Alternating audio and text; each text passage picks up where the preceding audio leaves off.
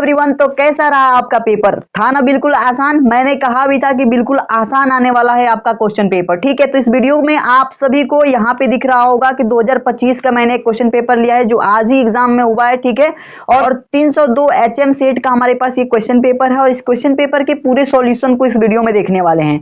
आप लोग यहाँ से मिला सकते हैं कि आपके जो है कितने अंक आ रहे हैं। ठीक है, तो इस वीडियो में शुरू से लेकर के अंत तक बने रहिएगा। एक एक प्रश्न को बहुत ही अच्छे तरीके से समझाऊंगा और देखिए बहुत सारे ऐसे प्रश्न हैं जिसे मैंने बताया हुआ था और वही आए हैं। ठीक है, तो आप सभी लोग चैनल को सब्सक्राइब जरूर कर लीजिएगा क्योंकि अभी तक आपको मुझ पे ट्रस्ट नहीं था, लेकिन अब आपको ट्रस्ट करना ही पड़ेगा क्योंकि ऐसे ऐसे क्वेश्चन मैंने बता रखे थे और वही वही क्वेश्चन आपके एग्जाम पेपर में भी आ गए हैं। तो आइए हम देखते हैं एक एक प्रश्न का उत्तर। तो देखिए सबसे पहले तो वही चीज मैंने बताया था, 3 घंटा 15 मिनट का समय रहा आपका पेपर का और 100 नंबर का ये क्वेश्चन पेपर रहने वाला है। तो खंड क के सभी प्रश्नों को देख लेते हैं और उसके उत्तर को भी बताते हुए चल रहे हैं, आप लोग मिलाते हुए चलिएगा। ठीक, तो यहाँ से आप अपने प्राप्तांक का आकलन भी कर सकते हैं कि आप अपने एग्जाम में कितना नंबर पाने वाले हैं। पहला क्वेश्चन आप सभी के पास है, चंद छंद बर्बन की महिमा के लेखक कौन है? ठीक है, तो ये एक थोड़ा सा ऐसा क्वेश्चन था जिसे आप लोग बहुत कम ही स्टूडेंट इसके बारे में पढ़े होंगे।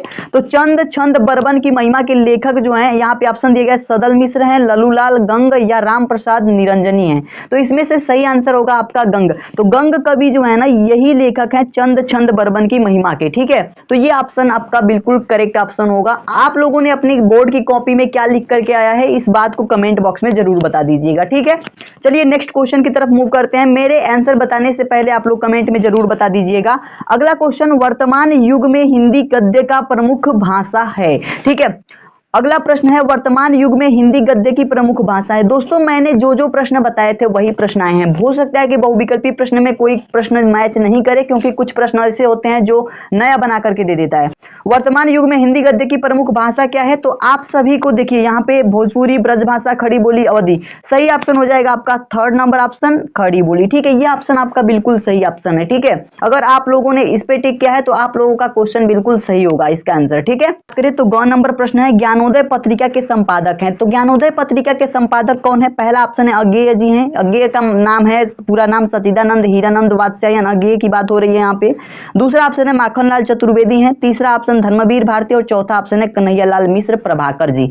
तो ज्ञानोदय पत्रिका के संपादक कौन है? आप सभी को ये याद होगा, ये क्वेश्चन मैंने बताया हुआ भी है। ठीक है, पिछले साल भी मैं बताया था और इस साल भी मैं बताया था। तो कन्हैयालाल मिश्र प्रभाकर जो है ज्ञानोदय पत्रिका के संपादक हैं, तो इसे याद रखिएगा। ये अगर आपने ऑप्शन को सही किया है तो आप लोगों का 100% ये क्वेश्चन भी सही होगा।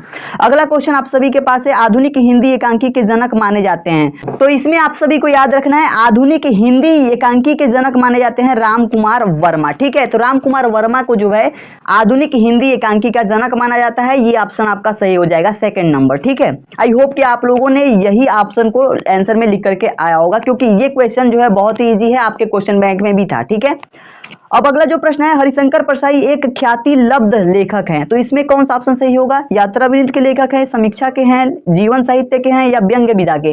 तो हरिशंकर परसाई की बात किया जाए तो ये व्यंग्य विधा के रचनाकार थे, लेखक थे। तो ये ऑप्शन आपका सही होगा। अगला क्वेश्चन, निज भाषा उन्नति है सब उन्नति को मूल, यह काव्य पंक्ति किसकी है? तो यह काव्य पंक्ति ऑप्शन देखिए, अयोध्या शरण उपाध्याय की है, भारतेंदु हरिश्चंद्र की, मैथिली शरण गुप्त की या सोहनलाल द्विवेदी की?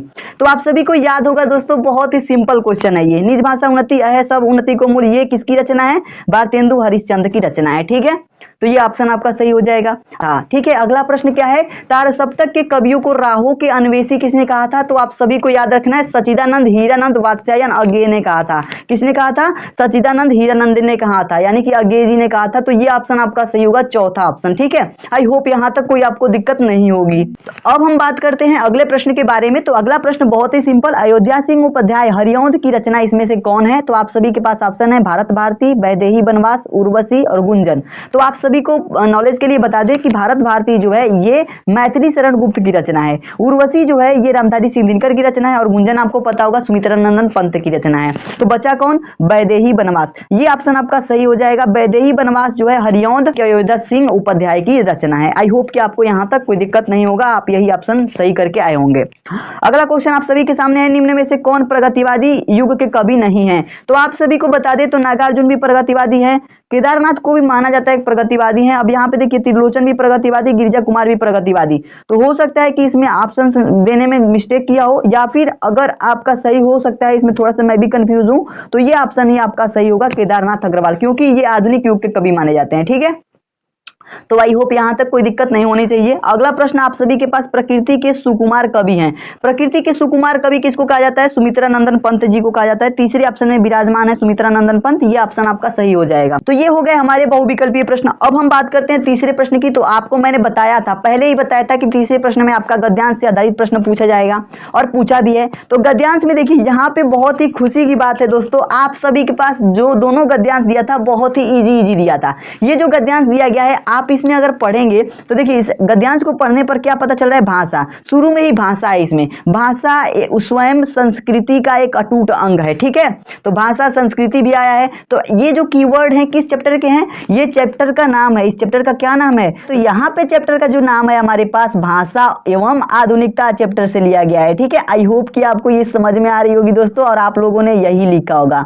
ठीक है, तो आधुनिकता, भाषा एवं आधुनिकता नामक चैप्टर से ये जो है गद्यांश लिया गया है। और इसके लेखक कौन है? तो इसके लेखक की अगर बात किया जाए तो इसके लेखक हैं प्रोफेसर जी सुंदर रेड्डी। कौन है? प्रोफेसर जी सुंदर रेड्डी। ठीक है, कौन है इसके लेखक? प्रोफेसर जी सुंदर रेड्डी जी हैं। ठीक है, तो यहां तक आपको कोई दिक्कत नहीं होनी चाहिए। ठीक है, तो भाषा एवं आधुनिकता पार्ट से लिया गया है, प्रोफेसर जी सुंदर रेड्डी इसके लेखक हैं। तो यहां से पहला क्वेश्चन का आप आंसर तो आसानी से दे पाए होंगे। ठीक है, और प्रश्न का उत्तर आपको इसी में मिला होगा, तो इसी तरीके से आपने इसको सही करके आया है तो 10 नंबर आपको यहां से मिल जाएगा। ठीक है, अगले प्रश्न की बात करते हैं। देखिए इसमें अथवा करके दिया है, वो भी बहुत ही ईजी है। आप देखेंगे इसमें किसकी बात हो रही है? मातृभूमि की बात हो रही है, राष्ट्र की बात हो रही है, जन की बात हो रही है। यहाँ पे देखिए, यहाँ पे तो इस चैप्टर का नाम ही दे दिया है भाई। यहाँ देखिए राष्ट्र का स्वरूप, तो राष्ट्र का स्वरूप नामक चैप्टर से ही ये उद्धृत है। ये जो हमारे पास जो दिखाई दे रहा है आपको गद्यांश, ये किस चैप्टर से लिया गया है?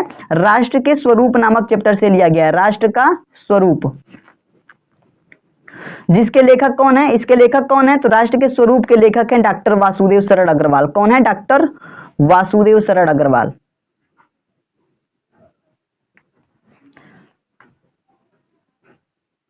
तो इसके लेखक है डॉक्टर वासुदेव शरण अग्रवाल, आप लोगों को पता होगा। ठीक है, तो दोनों में से किसी को भी आप किए होंगे तो आपको 10 नंबर यहां से मिल जाएगा। इन सभी 5 प्रश्नों का उत्तर दिए हैं तो 10 नंबर आपका कहीं नहीं जाने वाला है। आप लोगों को मैंने ये बताया भी था, वासुदेव शरण अग्रवाल वाला जो गद्यांश था वो मैंने बताया भी था। आप लोगों में से जो स्टूडेंट मेरे वीडियो को देखे होंगे उन स्टूडेंट को पता होगा कि मैंने जो क्वेश्चन बताए थे वो क्वेश्चन आपसे लड़े थे। देखिए ज्यादा टाइम नहीं था, मेरी भी तबीयत थोड़ी सही नहीं थी, इसके लिए हम ज्यादा वीडियो तो अपलोड नहीं कर पाए थे। लेकिन आगे आने वाले जितने भी पेपर हैं आपके, उनमें हम बहुत ज्यादा हार्डवर्क करने वाले हैं आप सभी के लिए। ठीक है, तो इस चैनल को सब्सक्राइब कर लीजिएगा दोस्तों, क्योंकि हम जो है बहुत ही रिसर्च के साथ आप लोगों के लिए वीडियो बनाते हैं। अब हम बात करेंगे चौथे क्वेश्चन की। तो चौथा नंबर क्वेश्चन में पद्यांश से संबंधित प्रश्न पूछा गया था। तो आई होप कि आपको ये भी समझ में आ गया होगा और आप लोग कर लिए होंगे, तो इसके लिए भी आपको 10 नंबर मिल जाएगा।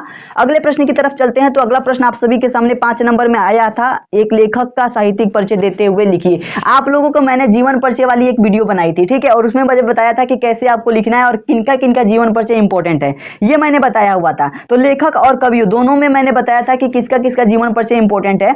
तो आप लोगों को मैंने उसमें जो लिस्ट मैंने दी थी उसमें हजारी प्रसाद द्विवेदी का भी नाम था, वासुदेव शरण अग्रवाल का भी नाम था। यानी कि सीधे सीधे दोनों लोग यहाँ पे मैच कर गए हैं, यानी लड़ गया है। ठीक है, अब बात करें आगे। तो यहाँ पे कवि के बारे में मैंने बताया था आप लोगों से कि इसमें जो है आपको क्या किसको किसके याद करना है? सुमित्रा नंदन पंत को, मैथिली शरण गुप्त को। और मैंने कहा था कि अगर आपको मन करे, अगर आप और भी जीवन परिचय याद करना चाहते हैं तो रामधारी सिंह दिनकर का भी याद कर लीजिएगा। तो मैंने 5-6 जीवन परिचय आप लोगों को बताए थे और ये तीनों पांचों लड़ गया है। ठीक है, आप लोग यहाँ पे देख सकते हैं पूरा। अगर आपको विश्वास नहीं है ना, डिस्क्रिप्शन में मैं लिंक अभी भी दिया हूँ, वहां से जाकर के देखिए। मैंने यही जीवन परिचय आप लोगों से बताया था और यही आपसे लड़ गया है, यानी कि 10 नंबर यहाँ से आपका बिल्कुल पक्का होगा अगर आप लोगों ने मेरे वीडियो को देखा है तो। ठीक है, अब आगे बात करते हैं। तो यहाँ देखिए दोस्तों, अब 6ठा नंबर क्वेश्चन, हमको इतना खुशी हो रहा है कि इतना आसान क्वेश्चन पेपर आया है ना कि हमारे पास ज्यादा समय नहीं था कि हम ज्यादा वीडियो अपलोड करें, लेकिन जितना भी अपलोड किए हैं ठीक वही क्वेश्चन हम बताए हैं जो क्वेश्चन पेपर में आया है। ठीक है, बहुत ज्यादा खुशी हो रही है दोस्तों, और आप लोगों में से जितने भी स्टूडेंट कमेंट करेंगे कि हाँ हमने सही किया है, हमको और ज्यादा खुशी होगी। ठीक है, आगे बात करते हैं। तो यहाँ बहादुर कहानी का सारांश लिखने को कहा है, अपने शब्दों में 80 शब्द में लिखना है इसको। ठीक है, और ये भी मैंने बता रखा है, आप लोग जाकर के देख लीजिएगा, यही मैंने बताया हुआ है। तो बहादुर का भी बताया, पंचलाइट का भी बताया मैंने, तो यही आ गया है दोनों। ठीक है, तो कहानी का उद्देश्य लिखना ये मैंने बताया हुआ है पूरा सटीक, और बहुत ही ट्रिक के साथ मैंने बताया हुआ था, ठीक है। तो इस तरीके से ये सारे जो है मैच कर गए हैं। बहुत ही खुशी हो रही है इस क्वेश्चन पेपर को देखने के बाद से, हम आपसे बता नहीं सकते हैं। चलिए अब अगले क्वेश्चन की तरफ चलते हैं। तो मैंने ये भी बताया था कि 7 नंबर क्वेश्चन में आपका आएगा खंड काव्य पे आधारित प्रश्न। तो खंड काव्य से आधारित जो प्रश्न आपके पास हैं तो आपके जिला के अनुसार हैं, तो आप लोगों के जिला में जो भी आया था उसको आपने लिखा होगा। इसके लिए 5 नंबर आपके लिए निर्धारित किए गए थे, ठीक। जो 8वां प्रश्न आया है खंड ख में, इसमें संस्कृत से पूछे गए हैं, तो संस्कृत के गद्यांश दिए गए थे जिसके लिए 7 नंबर मिलना था आपको। तो यहाँ पे जो गद्यांश दिया गया है ये भी हमारे पास बहुत ही ईजी है, ठीक है। देखिए हमारे पास समय नहीं था कि हम संस्कृत वाला पार्ट जो है आपको पढ़ा पाए, ठीक है, समय नहीं बचा था और तबीयत भी थोड़ी डाउन चल रही थी, ठीक है। तो सॉरी, इसके लिए हम माफी चाहते हैं आपसे, लेकिन अगला जो पेपर है उसमें ऐसा नहीं होगा, ठीक है। अब देखिए यहाँ पे जो हमारे पास है ना यज्ञावलोक विवाच, ये वाला हम बताने वाले थे, देखिए लिख करके रख भी दिए थे, लेकिन तबीयत सही नहीं होने के कारण हम ये बता नहीं पाए थे, वीडियो अपलोड नहीं कर पाए थे, ठीक है। इसके लिए हम माफी चाहते हैं आप लोगों से, अगले पेपर से ऐसा नहीं होगा, ठीक है। तो देखिए ये भी इंपॉर्टेंट था और ये आ गया है, ठीक है। आगे बात करते हैं। तो देखिए हमारे पास ये पद्यांश दिया रहेगा संस्कृत का, इसका हिंदी अनुवाद करना था, संदर्भ लिखना था। तो अगर आप लोगों ने लिखा होगा तो 7 नंबर आपको मिल जाएंगे, ठीक है। आगे बात करते हैं। तो अगला, अब यहां से ध्यान दीजिए, मैं एक एक क्वेश्चन को बताते हुए चलूंगा। अगला क्वेश्चन है निम्नलिखित मुहावरों और लोकोक्तियों में से किसी एक का अर्थ में मतलब अर्थ लिखना है और वाक्य में प्रयोग करना है। ध्यान से देखिएगा, यहाँ पे है हमारे पास नाक का बल होना। नाक का बल होना का अर्थ क्या होगा? तो इसका अर्थ होगा हमारे पास, जो हमारे पास मतलब है, अर्थ है, इसका मतलब ये है कि कोई व्यक्ति अधिक प्रिय हो जाना।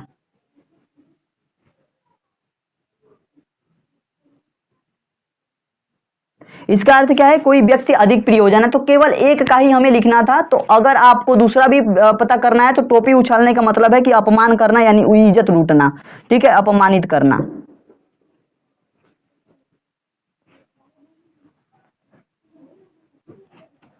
तो ये हमारे पास दोनों मुहावरों के अर्थ बता दिए हैं। किसी एक का ही आपको लिखना था और अपने वाक्यों में प्रयोग करना था। तो आप वाक्यों में प्रयोग करना तो आप जानते ही होंगे, और 2 नंबर यहाँ पे मिलना था आपको, ठीक है। तो आई होप कि आप यहाँ पे कोई गलती नहीं किए होंगे, ठीक है। अगले प्रश्न की बात करें तो अपठित गद्यांश से प्रश्न आया था। यहाँ पे अपठित गद्यांश आया था, इसको आपको सॉल्व करना था, ठीक है, लिखना था। इसमें 3 प्रश्न थे। जो पहला प्रश्न था 1 नंबर का और 2 प्रश्न 2-2 नंबर के, यानी 5 नंबर का ये अपठित गद्यांश था, ठीक है। इसको पढ़ करके आपने अगर इसके सही उत्तर को लिखा है तो 5 नंबर आपके कहीं नहीं जाएंगे।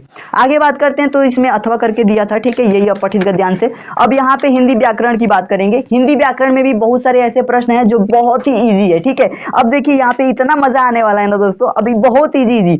अब देखिए यहाँ पे कह रहा है निम्नलिखित शब्द युग्मों का सही अर्थ चयन करके लिखिए। आपको शब्द युग्मों का सही अर्थ लिखना है। मैंने क्वेश्चन पेपर आपको बताए थे 2024 का, 2023 का, उसमें मैंने ऐसे ऐसे क्वेश्चन करा रखे थे दोस्तों, ठीक है। आप लोगों ने वीडियो देखा होगा तो आप लोगों को पता होगा। अब देखिए यहाँ पे कह रहा है तरंग और तुरंग का अर्थ हमें बताना है। तो इसमें बहुत सारा 4 गो ऑप्शन दिया गया है, इसमें से कोई एक ऑप्शन सही है। तरंग और तुरंग का अर्थ क्या होता है? तो तरंग मतलब लहर होता है, आप लोगों को पता होगा, तरंग नई बात होता है। और तुरंग मतलब घोड़ा होता है। तुरंग किसको कहा जाता है? घोड़ा को कहा जाता है, ठीक है। तो ब वाला ऑप्शन देखिए, लहर और घोड़ा। तो तरंग मतलब लहर और तुरंग मतलब घोड़ा।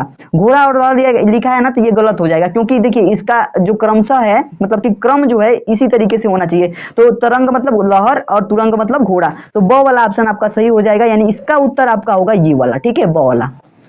अगला जो प्रश्न है आपके पास कंकाल और कंगाल। इसमें आपको क्या, देखिए बहुत आसान। कंकाल को आपको पता है, ये ढांचा को कंकाल कहा जाता है, और कंगाल किसको कहा जाता है? जो बहुत गरीब होता है उसी को ना कंगाल कहा जाता है। तो यहाँ पे देखिए 100 वाला ऑप्शन, ढांचा और गरीब, तो ये ऑप्शन आपका सही हो जाएगा। यहाँ पे कोई दिक्कत नहीं होनी चाहिए। बात करते हैं। तो अगला प्रश्न है निम्नलिखित शब्दों में से किसी एक शब्द के 2 अर्थ लिखिए। यहाँ पे एक शब्द के 2 अर्थ लिखने थे आपको, और बहुत देखिए यहाँ पे हमारे पास है पहला मंगल। मंगल का आपको पता नहीं है? मंगल नहीं कहा जाता है कि जाइए आपका मंगलमय होगा, मतलब कि क्या होगा? आपका कल्याण होगा। क्या होगा? कल्याण होगा। तो ये एक अर्थ हो गया। और मान लीजिए कि कोई शुभ काम के लिए ना मंगल कहा जाता है, तो शुभ हो गया इसका, ठीक है। तो ये पर्यायवाची शब्द हो गए, कल्याण और शुभ, ये मंगल के पर्यायवाची शब्द हो गए, ठीक है। अगला है तात। तात कहा जाता है बाप को, पिता को, ठीक है। तो बाप और पिता लिख दीजिएगा, तो इसका 2 अर्थ नहीं हो जाएगा, बाप और पिता। तो इसमें से किसी एक का ही आपको 2 अर्थ लिखना था, तो आपने दोनों, मैंने दोनों को बता दिया। तो यहाँ पे 4 ऑप्शन दिए थे, तो किसी न किसी का तो आप लिख ही दिए होंगे, तो इसके लिए आपको 2 नंबर मिलेंगे,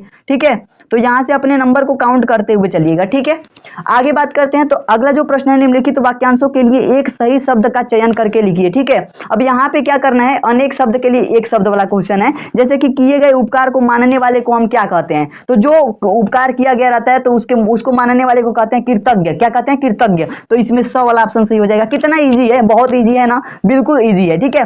दूसरा है, बहुत अधिक बोलने वाले को क्या कहा जाता है, तो आप सभी को याद रखना है, वाचाल कहा जाता है। तो अगर आप लोगों ने ऐसे अपने उत्तर में लिखा है तो आप लोगों का उत्तर बिल्कुल सही है, घबराने की कोई बात नहीं है, और आप लोग बहुत ही अच्छा नंबर लाने वाले हैं दोस्तों, मुझे पूरा विश्वास है। आगे बात करते हैं। तो निम्नलिखित में से किन्हीं दो वाक्यों को शुद्ध करके आपको लिखना है। तो पहला वाक्य देखिए, प्रांजल सिवाय और प्रवेक आएगा, ठीक है। यहाँ पे क्या गलती किया है, प्रांजल सिवाय और प्रवेक आएंगे, क्योंकि ये तीन लोग हैं, ठीक है। तो यहाँ पे लिखेंगे आएंगे, ठीक है।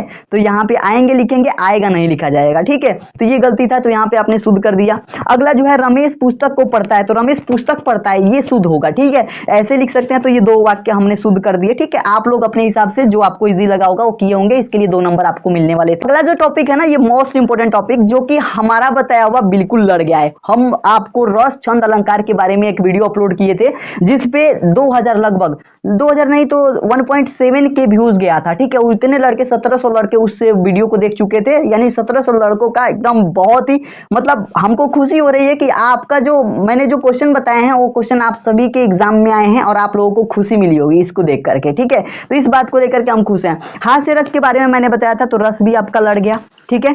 और उपमा अलंकार के बारे में भी मैं बताया था, आप जाकर के चेकआउट कर सकते हैं, मैं कोई बहसबाजी नहीं कर रहा हूं, ठीक है। ये मैंने बताया हुआ था तो आया है तो मैं कह रहा हूं, ठीक है। और सोठा छंद भी मैंने बताया था, तो सोठा छंद भी मैच कर गया है, ठीक है। तो यहां से आपके 6 नंबर तो कहीं नहीं जाने वाले हैं। उस अगले क्वेश्चन की बात कर लेते हैं अब। तो अगला क्वेश्चन आपका 13 नंबर क्या आने वाला था, पत्र आने वाला था। पत्र में थोड़ा सा यहाँ पे कंफ्यूजन क्रिएट किया है, मतलब कि जो एग्जामिनर है कंफ्यूजन क्रिएट करना चाह रहा है, लेकिन कुछ करना नहीं है आपको। जो भी था उस विषय पे आपको क्या करना था, पत्र लिख देना था। थोड़ा सा कॉम्प्लिकेटेड था, इस बात को मैं मानता हूं, लेकिन आपको लिख देना था, ठीक है। अगर आपने लिखा है तो 6 नंबर यहाँ से मिलेंगे। अगला जो था निबंध से था, तो निबंध शैली में तो आपने बहुत सारी टॉपिक पे याद किए होंगे, लेकिन कुछ टॉपिक ऐसे हैं कि मतलब वो जो आपने याद किया है वो आए ही नहीं है, ठीक है। यहाँ पे थोड़ा सा यहाँ पे दुख का विषय है कि नहीं आया, लेकिन बन रहेंगे हम रहेंगे, ये किस पे है, वृक्षारोपण से संबंधित। मान लीजिए कि इस पहले वाले में अगर आपने वृक्षारोपण से संबंधित कुछ चीजें लिख दी है तो भी आपका सही हो जाएगा। यहाँ से 9 नंबर मिलने वाला है दोस्तों। तो आई होप कि आप इनमें से किसी न किसी एक टॉपिक पर बहुत ही बेहतरीन निबंध लिख करके आए होंगे। तो यहाँ से आपके सारे क्वेश्चन पेपर जो है बहुत ही अच्छे तरीके से हुए हैं। सारे क्वेश्चन, एक एक क्वेश्चन को मैंने डिस्कस किया, एक एक क्वेश्चन आप सभी के लिए बहुत ही अच्छा था और बहुत ही सरल था, बहुत ही सिंपल था, ठीक है। किसी भी प्रश्न में आपको बहुत ज्यादा कंफ्यूजन क्रिएट नहीं हुई है। कोई भी प्रश्न ऐसा नहीं है जो बहुत ही घुमा करके पूछा है या फिर बहुत ही अलग आया है, नहीं, पिछले साल के क्वेश्चन पेपर के जैसा ही आया है। आप लोगों को बिल्कुल भी घबराने की जरूरत नहीं है। अन्य सब्जेक्ट की तैयारी भी इस चैनल के माध्यम से कराई जाएगी दोस्तों। इस वीडियो को ज्यादा से ज्यादा स्टूडेंट के पास शेयर कीजिए ताकि वो अपने प्रश्न का आकलन कर सकें। अपने दोस्तों के पास शेयर जरूर कीजिएगा। अभी के लिए इतना ही दोस्तों, मिलते हैं एक नई वीडियो में, तब तक के लिए धन्यवाद।